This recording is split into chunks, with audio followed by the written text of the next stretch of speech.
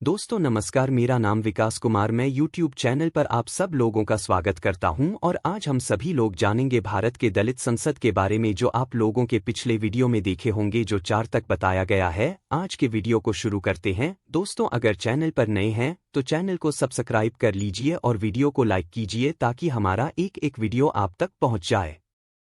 दोस्तों उम्मीद करते हैं कि पिछले वीडियो आप सभी लोगों को अच्छे लगे होंगे और यह वीडियो बहुत ही ज्ञानवर्धक है। इस वीडियो के देखने के बाद यहां से सीख मिलने वाली है कि किस तरह से इंसान विपरीत परिस्थितियों में भी बहुत बड़ी कामयाबी को हासिल कर सकता है। चलिए वीडियो को शुरू से लेकर अंत तक देखते हैं।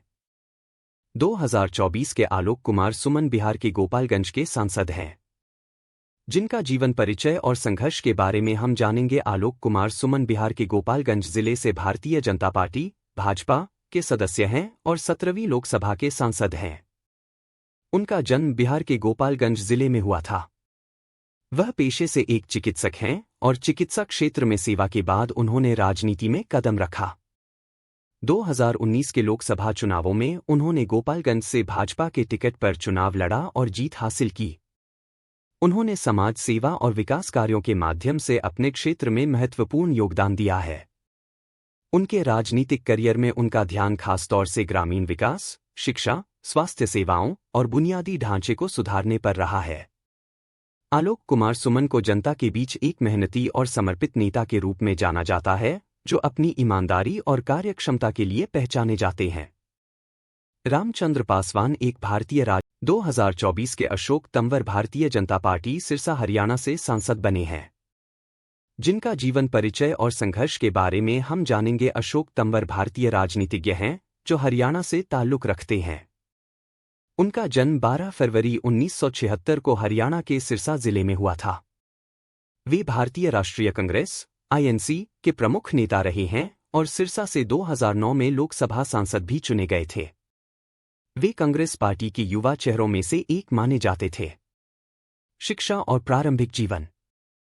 अशोक तंवर ने दिल्ली के जवाहरलाल नेहरू विश्वविद्यालय (JNU) से उच्च शिक्षा प्राप्त की। उन्होंने MA और MPhil की डिग्रियां हासिल की।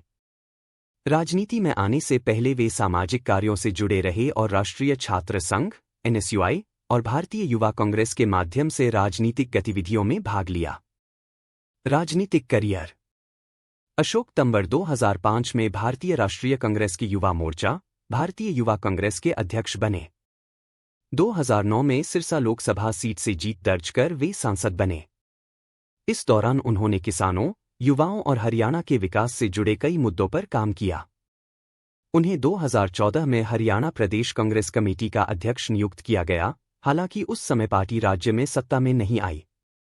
2019 के चुनावों में कांग्रेस के अंदर मतभेदों के कारण उन्होंने पार्टी छोड़ दी और बाद में आपका भारत मोर्चा नाम से नई राजनीतिक पार्टी बनाई।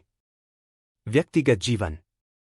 अशोक तंवर का विवाह अवंतिका माकिन से हुआ, जो एक प्रमुख राजनीतिक परिवार से ताल्लुक रखती हैं। उनके परिवार में भी राजनीतिक पृष्ठभूमि है और वे सक्रिय राजनीति के साथ साथ सामाजिक कार्यों में भी लगे रहते हैं। अशोक तंवर हरियाणा में दलित राजनीति के प्रमुख चेहरे रहे हैं और उन्होंने सामाजिक न्याय और समता के मुद्दों पर जोर दिया है। 2024 के किरण बेदी भारतीय जनता पार्टी अमृतसर पंजाब से नए सांसद बनी है, जिनका जीवन परिचय और संघर्ष के बारे में हम जानेंगे। किरण बेदी भारतीय राजनीतिज्ञ, सामाजिक कार्यकर्ता और भारत की पहली महिला IPS भारतीय पुलिस सेवा अधिकारी हैं। हालांकि वे भारतीय जनता पार्टी BJP की सांसद नहीं रही हैं, लेकिन उन्होंने 2015 में दिल्ली विधानसभा चुनाव में भाजपा की मुख्यमंत्री उम्मीदवार के रूप में चुनाव लड़ा था। बाद में उन्हें 2016 में पुडुचेरी का उपराज्यपाल नियुक्त किया गया, जहां उन्होंने 2021 तक सेवा की। प्रारंभिक जीवन और शिक्षा।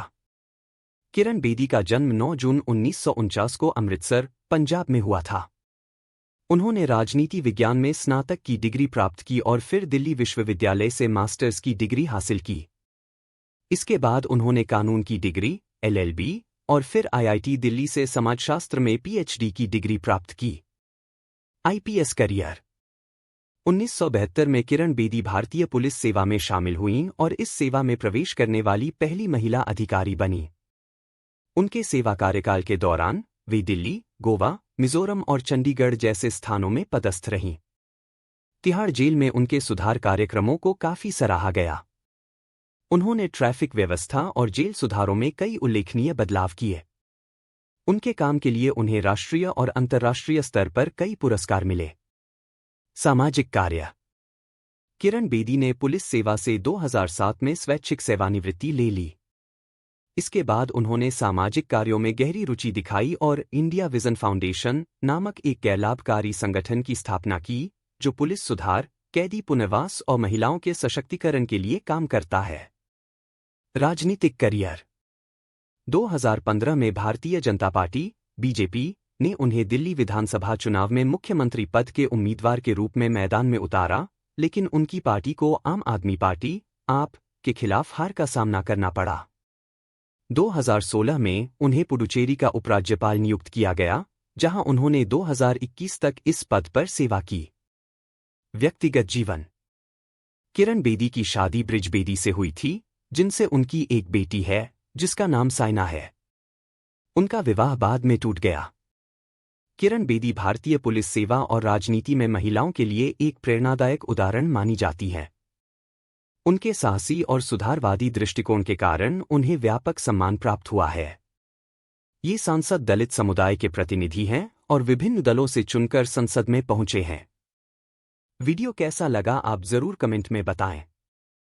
वीडियो देखने के लिए आप सभी लोगों को बहुत बहुत धन्यवाद।